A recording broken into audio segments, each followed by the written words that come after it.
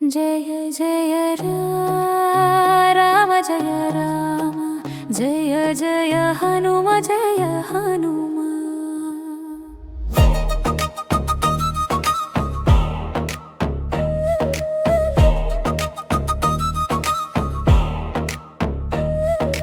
अंतःपुर कांतल मध्य दशकंठुडु చేరెను అశోకవనమునకు। మహాగజము వలె నడచుచు రావణుడు దర్పముతో చేరెను అశోకవనమునకు।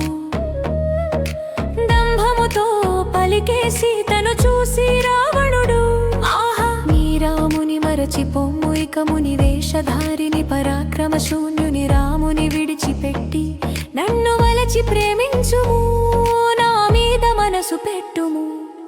లంకలో రాజ్యమునకు రాణివై వెలుగుదువి రత్నభరణాల రాశులు నీ కందున్ రమ్య గృహములు నీ కందున్ నా భార్యల కన్న మిన్నగా నీకిచ్చెద స్థానము।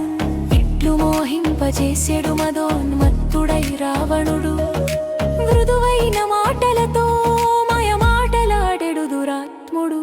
జనకనందిని మౌనముగా శ్రీరాముని ధ్యానించే తృణమును మధ్యము నుంచి చూపే తన గౌరవగాథని పలికే రావణునితో రాఘవుని భార్యను నేను నీ మాటలకు లోననౌదునా ధర్మమును విడిచి నీతో చేరుదునా ఇదేనని మాన్యమా। శూరుడైతే రామునితో సమరమున గెలవవలె కదా మరి నన్నెందుకు దొంగిలితివి చోరుడవై పిరికివాని వలె పరాక్రమ శూన్యుడవు।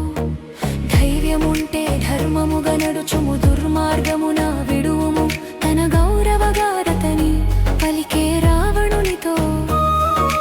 జనకనందిని కోపాగ్నితో దహించెడు దశకంఠుడు దుర్గర్వముతో ద్విమాసముల గడువు నిశ్చితిని ఆలోచించుము సీత లేనిచో ప్రాణమును హరించెదనని గర్జించే భయంకరముగా అని చెప్పి దూరమై వెళ్ళెడు క్రూర చిత్తుడై రాక్షసుడు మహాక్రూరుడు దురాత్ముడు రావణు మరలిపోయెను తన అంతఃపుర కాంతలతో రోదించే సీతమ్మ రామనామము జపించుచు